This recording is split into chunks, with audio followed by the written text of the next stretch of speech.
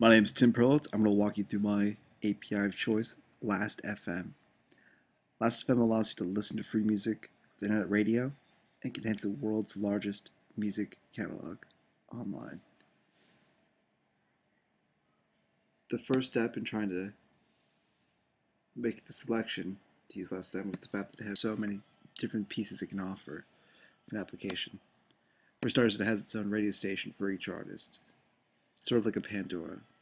It also has an events listing. It does a great job, community supported calendar of events coming up for each musician tour.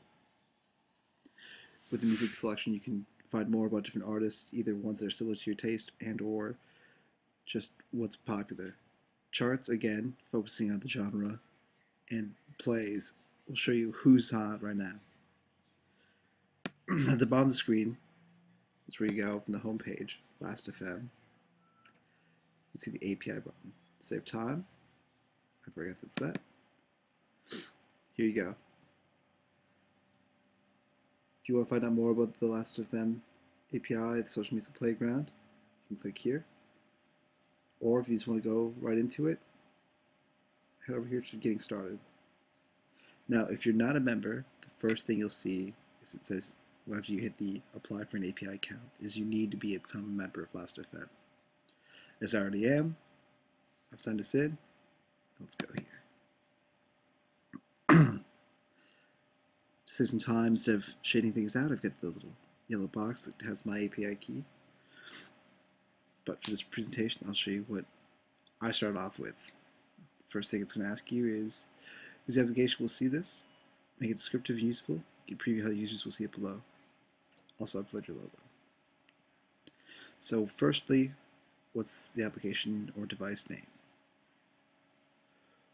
Tell us a little bit about the description of the application, where you're going to host the application, what will be the URL it's going to be called back. It's coming now from Biography, that's my app. Scrobbler name, Scrobbler URL. Scrobbling is a great feature of Last.fm. It allows you to look back when and how many times and for certain durations that you listen to a certain artist. Here's so you can insert the application logo, scrobbling icon if you'd like, which is I have hidden off screen.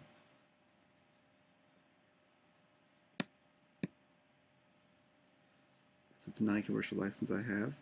Otherwise it would ask me to apply for which license I'd like, commercial, non-commercial. So, after filling in all of that information, you can enjoy the wonderful documentation. You're going to find out all about how to set up, what they're going to ask of you, logo size, terms of use, all great things. Very important to read and take the time to read. They're super nice. The one big thing, if you were to turn your application for profit, they will allow you the license for free. However, do have the right to come back and ask for a portion of your proceeds. So it is something kind of important to note. If you were to turn this into an actual monetary product, that at some point in time you need to budget in and account for the fact that Last.fm could come to you and ask for a portion of that. Now, I'm going to focus on my favorite section, which is really important to my app, which is the Get Info. My app.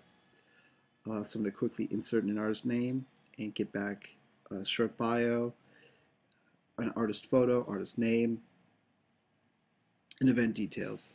So from here you'll see this is their great detail page. I got to that by being within the API section. Going down, artist.getInfo. So here it's going to tell you that an album name, oh I apologize, this is the album. Artist.getInfo. There we go. So, an artist name is required. Let's use the embed, which is the Music Brain's ID for the artist. Last.fm uses Embed. It's their way of tracking each artist. There's so many out there. And your own bank can get uploaded to the site. So it's going to give you an alphanumeric code to associate with the artist. Language, optional. Autocorrect. If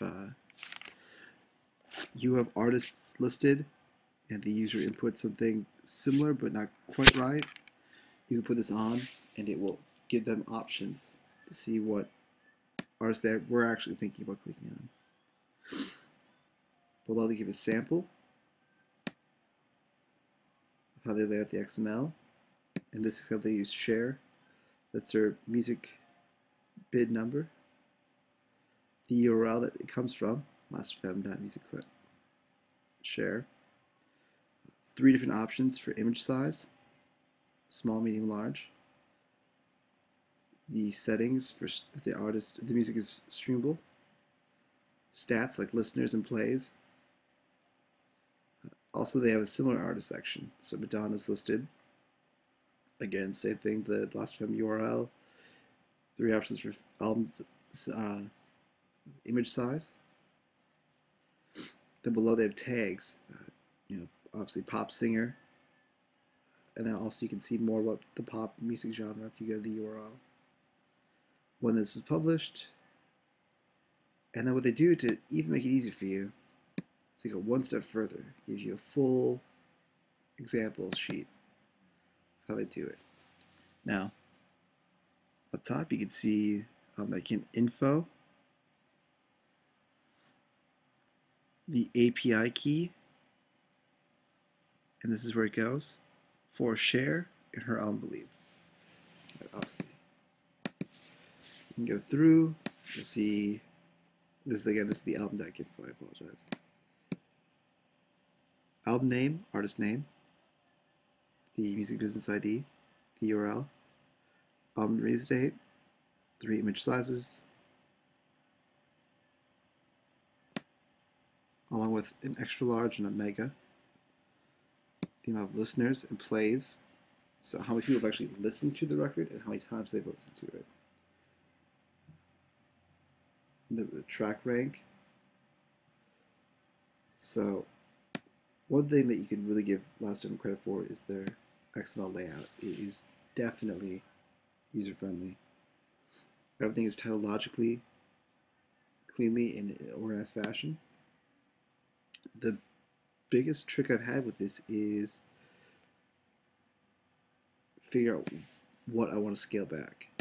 There's so much in terms of options for content, and to try to keep my application is widget-based, you can only give so much before it becomes overcrowded and loses some of the focus of the actual app. So I will say to anyone looking to use last.fm as an API, I would strongly recommend it.